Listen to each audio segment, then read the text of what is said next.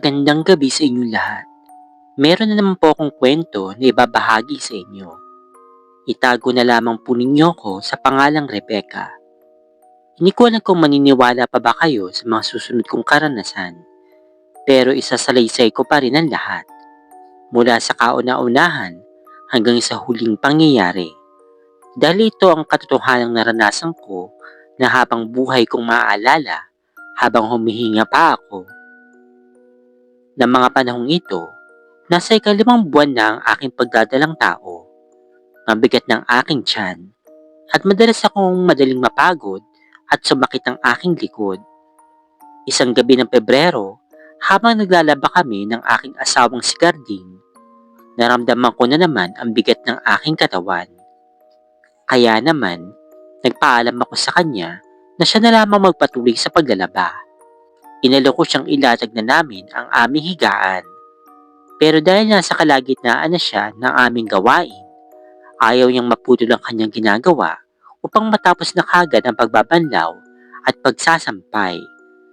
Sinabi niyang siya na ang bahala at mamaya na lang kaming hihiga.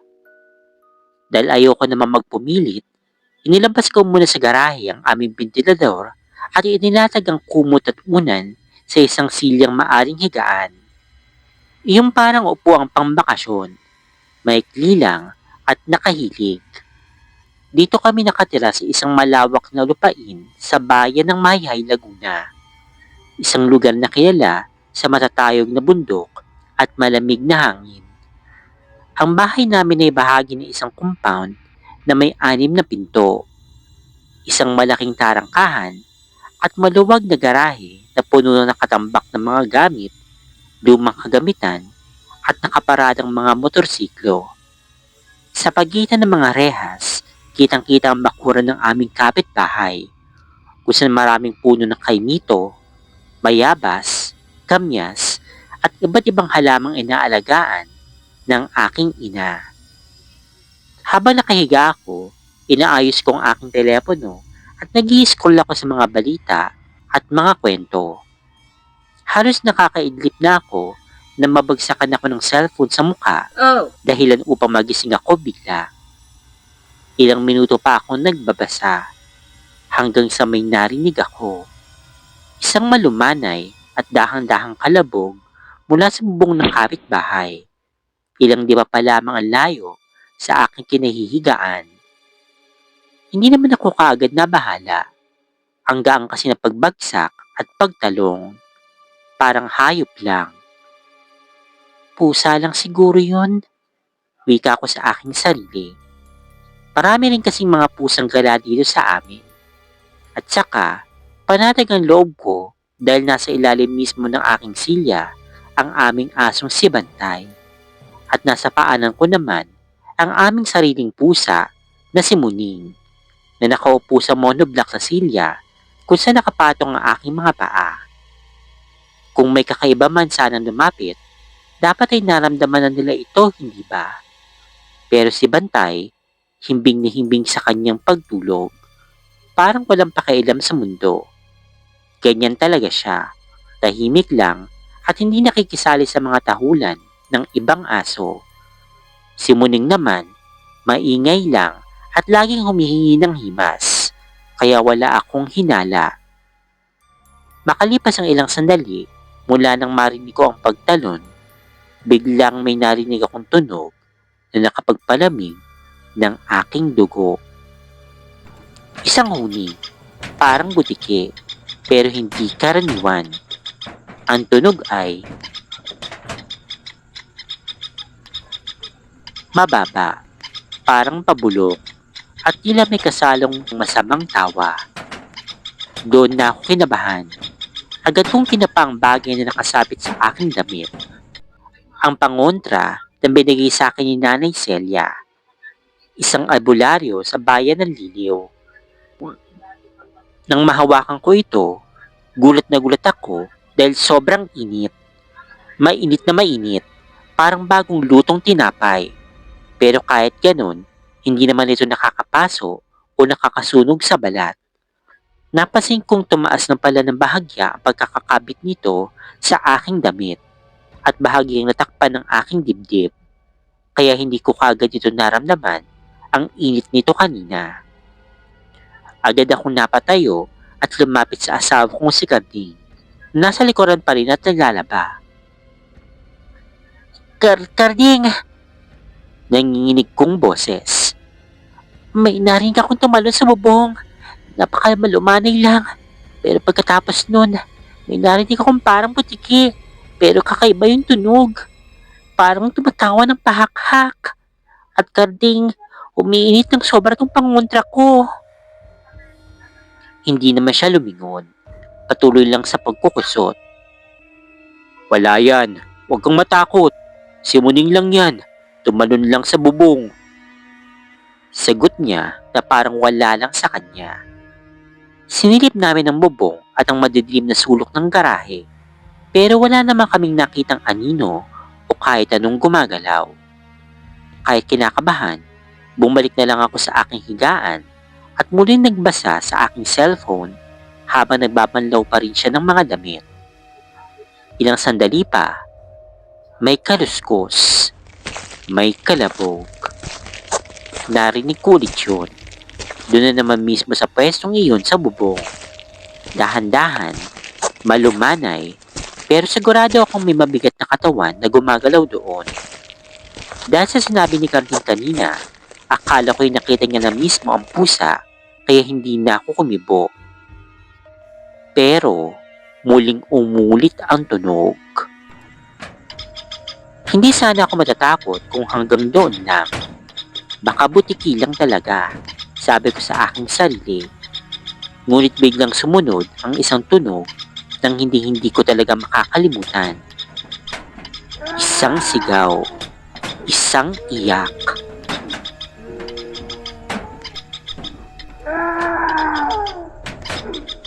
Malalim, mahaba, at puno ng puot. Parang tinig ng isang sanggol, pero mas nakakatakot. Parang tinig ng hayop, pero may anyong tao.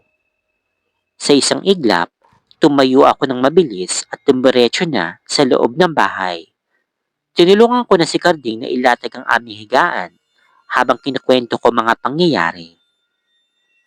Iba na yung Karding, iba na talaga yung narinig ko. Sabi ko sa kanya habang mabilis ang tibok ng aking puso. Sobrang init na naman ang pangontra ko. Hindi lang pusa yun. At napansin ko, wala nga pala si Muning kanina, di ba? Ikaw nga pala ang nagkulong sa kanya sa kusina.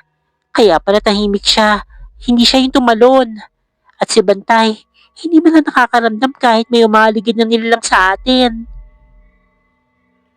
Dito ko naalala ang pangyayari bago pa man ako sinundan na kung ano man ang bagay na ito. Ilang araw kasi bago mangyari ito, sumakay kami ni Garding sa motorsiklo papunta sa ospital sa bayan ng Calamba upang kunin ang resulta ng aking mga pagsusuri.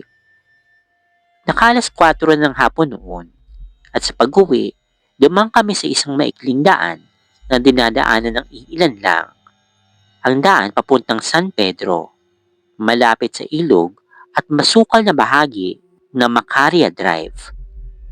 Madilim ang lugar na iyon, puno ng matataas na damo at malalaking puno. Pakiramdam ko noon may sumusunod sa aking amoy at tila sinundan nila ako hanggang sa aming tahanan. Mula noong gabing yun sa garahe, halos gabi-gabi nang umiinit ang aking pangontra. Kahit nasa loob na ako ng bahay o kahit namimili ako sa tindahan tuwing alas 6 ng gabi, ramdam ko na ang init nito. Wala naman ako nakikita o naririnig na tulad sa mga ibang kwento kung saan agresibo ang mga nilalang. Pero alam kong nandiyan sila. Siguro'y dahil sa lakas ng kontra na ibinigay ni Nanay Celia, kaya hindi nila ako malapitan. Isang gabi, mga bandang alas 11 na yata noon, habang naglalaro ako sa aking cellphone, bukas na bukas ang aming mga bintana at kortina. Ang mga aso namin sa loob at labas ay tahimik at walang pakiramdam. Hindi alagaga gaya ng nababasa ko sa ibang mga kwento. Pero ang aso ng aming kapitbahay, nakitang-kita ko sa rehas, galit na galit at tahol ng tahol at nakaharap mismo sa direksyon ng aming bahay. Parang may nakikita silang bagay na hindi nakikita ng iba. Ginising ko si Karding. Karding, isarado mo nga yung mga kortina. Inaaswang na naman yata ako. Umiinit na naman yung pangontra ko. Nagising siya kaagad at agad naman na sinara ang mga bintana at kortina. Isang gabi na naman, kasama ni Karding ang kanyang mga kaibigan na nagiinuman sa labas. Lumabas din ako at nakinig sa kanilang mga kwentuhan. Alam niyo ba mga pare, kwento ni Karding sa kanyang kasamahan. Nung isang gabi, naglalaba kami nito ni Rebecca. Iba talaga yung pakiramdam ko noon. Parang may nakatingin sa akin mula sa likuran. Hindi ako lumingon kasi tumatayo yung mga balhibo ko sa batok. Alam mo yung pakiramdam na parang pinagmamasdan ka ng kung ano man? Ayokong papasukin si Rebecca kasi natatakot din ako. Marami pa naman akong babanlawan noon. Mag-aas 12 na. Narinig ko rin yung narinig niya. Yung pagtalon at yung parang huni at tawa. Pero sinabi ko na lang sa kanya na napusa lang yun. Na si Muning. Hayop ka! Sigaw ko sa kanya habang tumatawa rin pero naiinis. Baka matatakotin mo talaga. Inaaswang na nga pala ako. Hindi mo pa ako pinapasok. Ang lakas pala ng loob mo kasi alam mong may pakontra ako kaya hindi ako basta-basta magagalaw. Nagtawa ng kaming lahat pero sa loob-loob ko natatakot pa rin ako. Mabuti na lang talaga at matibay ang proteksyon na nasa akin. Pagpasok ng buwan ng Marso, sumama ako sa aking panganay na anak na si Lina upang dumalaw sa aming kaibigang si Tessie. Nakalakan kasi kami ng tarangkahan sa bahay ng gabing iyon dahil nagmamanoo ang aming mga kapitbahay kaya hindi kami makapasok. Inghihina ako noon kaya napag-desisyonan namin malakad muna papunta kila Tessie. Alas 10 na ng gabi iyon pero matapang pa rin ako. Siguro nga ay ako lang ang buntis na gumagala ng ganito ka-late. Ang dadaanan namin ay tahimik at madilim. Bagamat magkakatabi ang mga bahay dahil ito'y nasa loob ng isang subdivision, bihirang dumadaan ang sasakyan. Puno ng matatayog na puno ng mangga at iba pang bungang kahoy ang bawat bakuran. Sa likuran naman ay may malawak na bakanting lote na puno ng matataas na damo at siksik na taniman ng saging. Sobrang dilim at nakakatakot talagang tingnan. Medyo malayo-layo pa yung bahay ni Tessie, pero kaya naman lakarin. Habang naglalakad kami, naramdaman ko ulit ang pamilyar na pakiramdam. Ang aking pangontra ay umiinit na naman. Ang aking anak naman si Lina ay takot na takot. Nakayakap na mahigpit sa akin at laging lumilingon sa likuran. Ma, natatakot ako, sabi ni Lina na nanginginig ang kanyang boses. Bakit kasi ang layo ng pupuntahan natin? Napangiti lang ako kahit alam kong tamang kanyang pakiramdam. Kahit mainit ang pangontra at kahit puno ng dilim ang paligid, hindi ako nakaramdam ng masyadong takot. Huwag kang matakot anak, sagot ko sa kanya. May Diyos tayo. Nagsisimba ka naman di ba tuwing linggo? Tapos matatakot ka pa dyan. Mas makapangyarihan pa rin ng Panginoon kaysa sa kahit anong nilalang na yan. Sige, kumato na lang tayo para hindi tayo masyadong kabahan. Kaya habang naglalakad kami sa dilim, kumakanta kami ng malakas ng papuri sa Diyos. Medyo naginginig pa nga ako habang kumakanta dahil sa lamig ng paligid at sa bigat ng aking nararamdaman. Pero tinuloy lang namin hanggang makarating kami nagligtas sa bahay ni Tessie.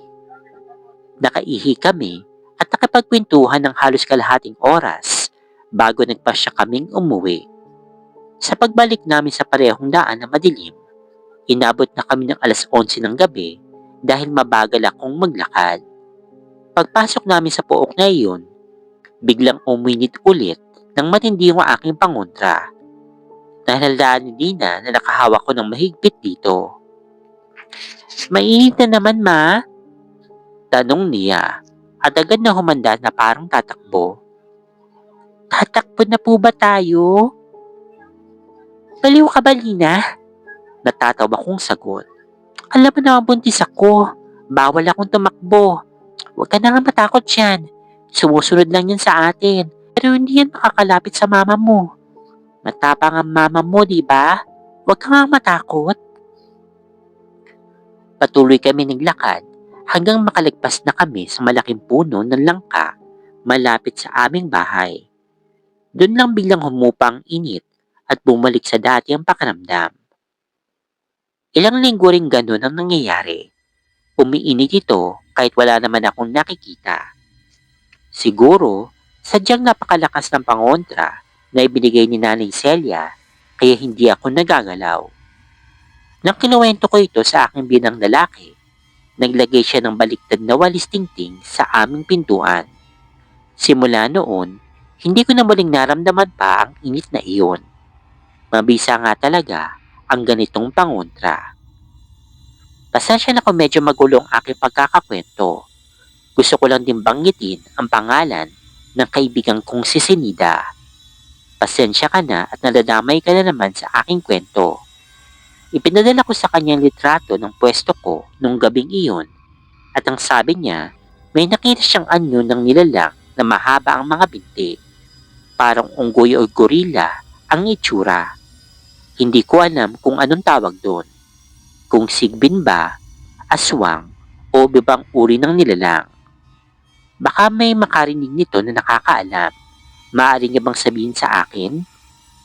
Sabi rin ni Senida, hindi lang daw sa mga aswang mabango o kaya yung nakakaamoy ng mga buntis.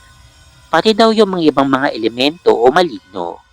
Parang ginto o matamis na amoy kami para sa kanila. Hindi ko alam kung bakit, pero base sa mga karanasan ko, sa tingin ko, totoo nga ang kanyang sinabi.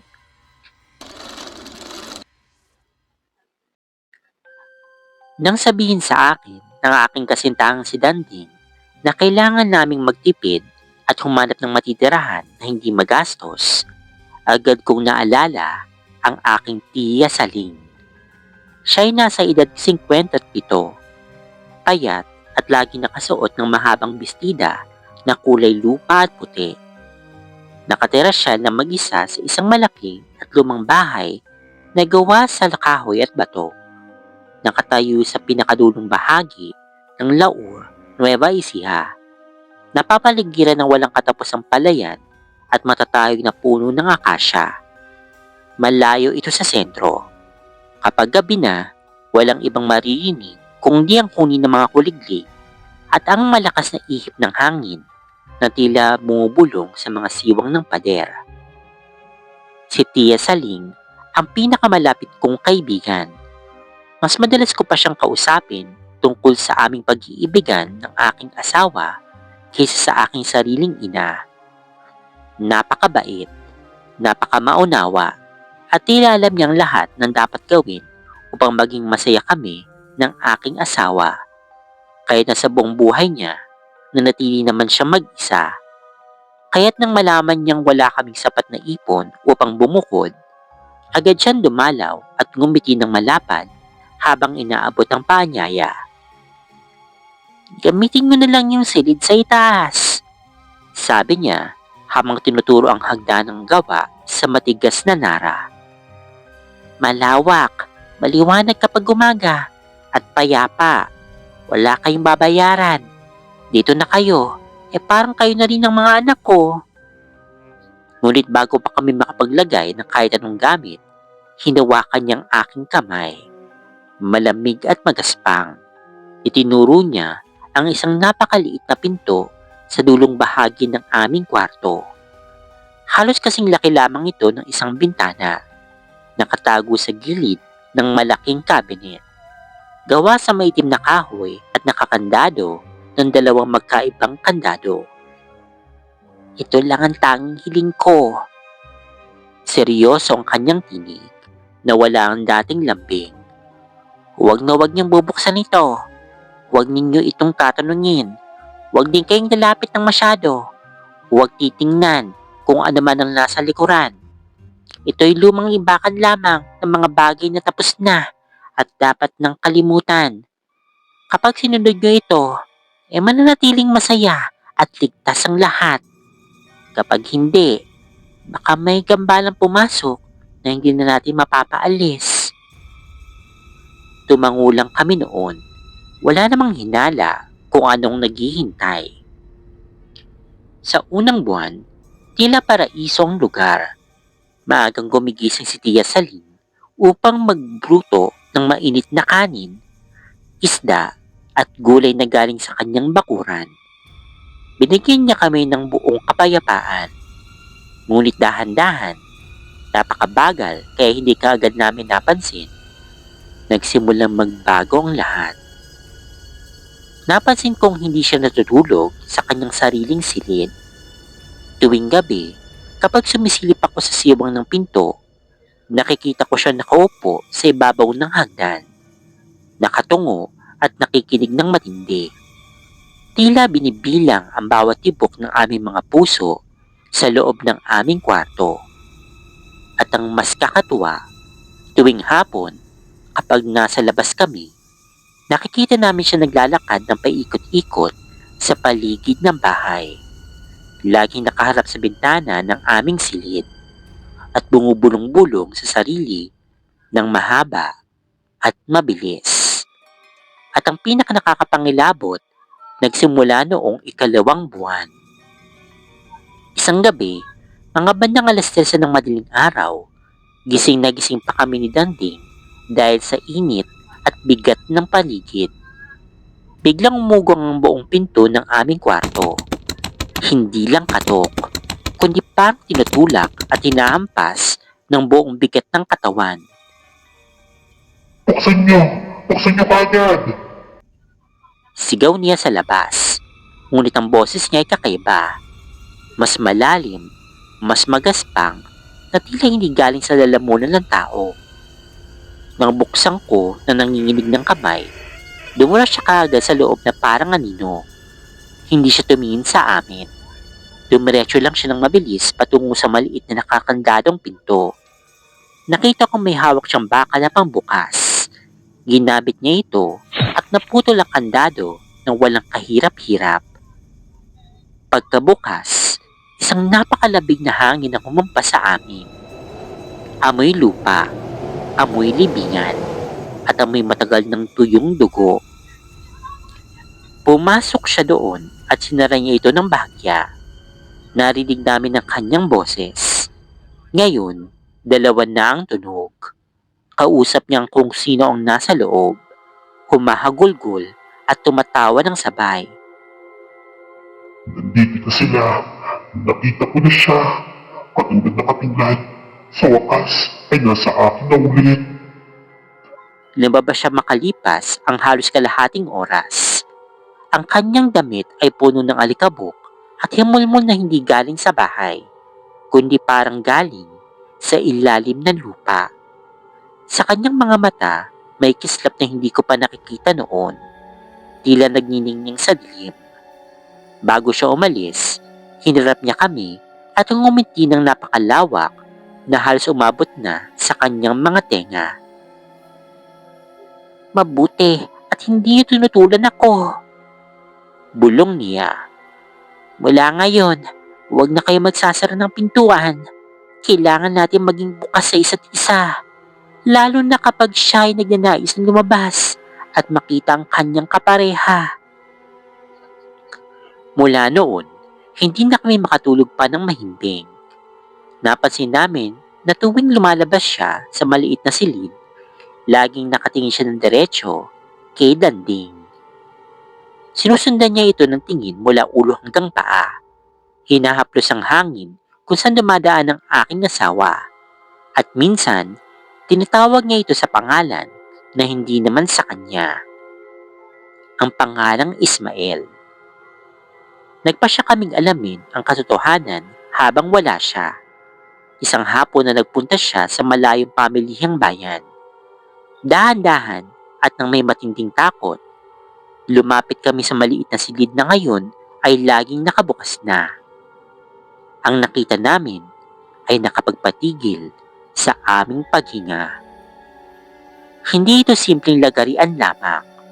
Maliit itong silid na tila ginawang kwarto ng pagtulog, ngunit sa ilalim ng sahig ay may nakahukay.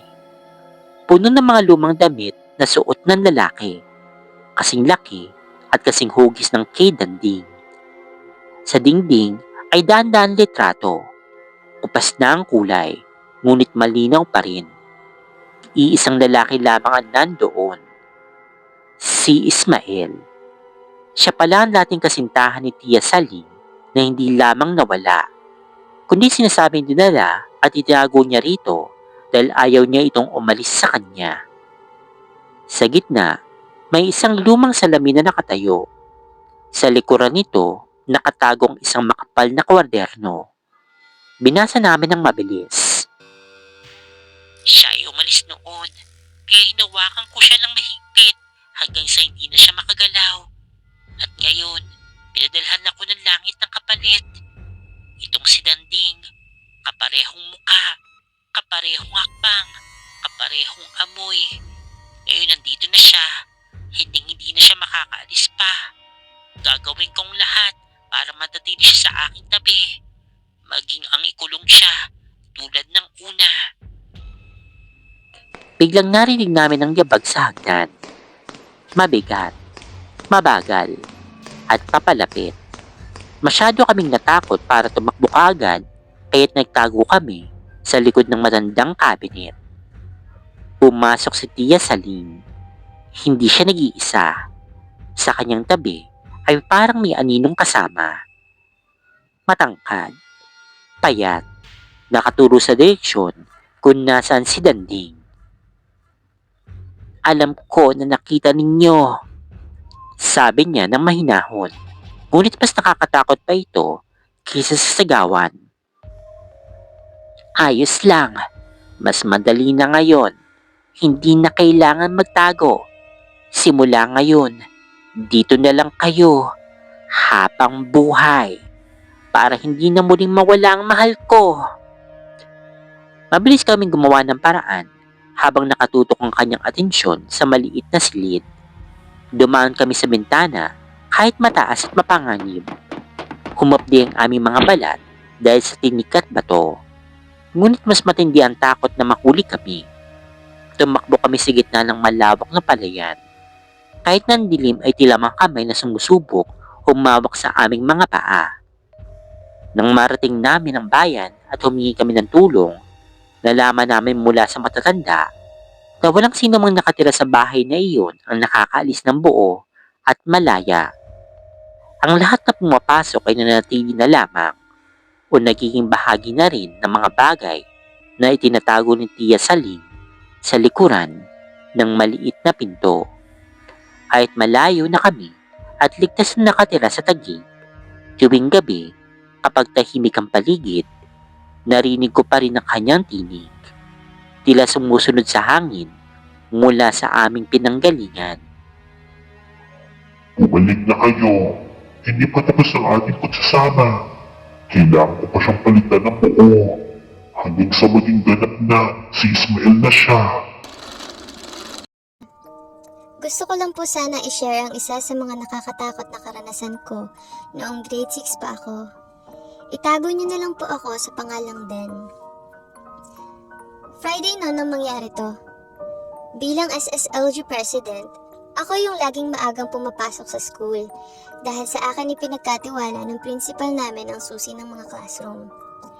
Ako kasi ang nagbubukas ng mga pinto bago dumating ang mga estudyante at teachers.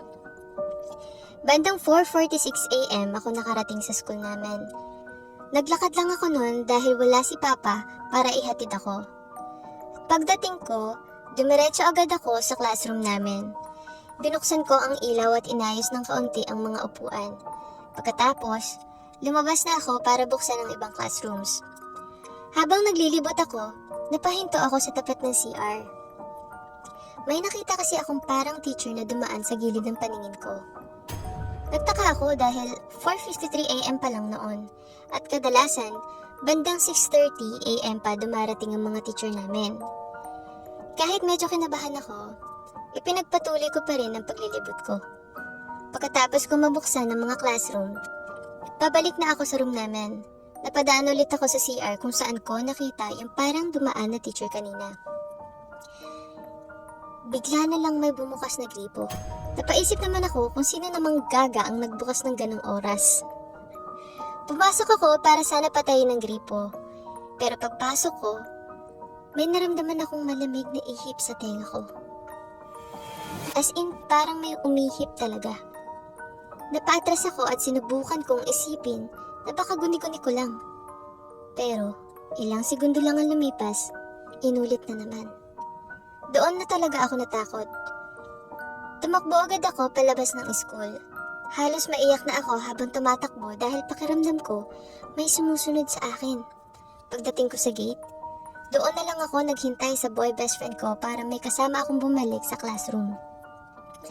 Hindi naman nagtagal at dumating din siya dahil hinatid siya ng papa niya. Paglapit niya sa akin, agad niya akong tinanong, "Oh, ba't parang namumutla ka? May sakit ka ba? At bakit andito ka pa? Hindi ba dapat nasa room ka na?" Sunod-sunod ang tanong niya. Ayoko namang ikwento yung nangyari dahil alam ko hindi siya naniniwala sa paranormal. Kaya nagsinungaling na lang ako. "Samahan mo lang ako. Hindi kasi ako komportable mag-isa."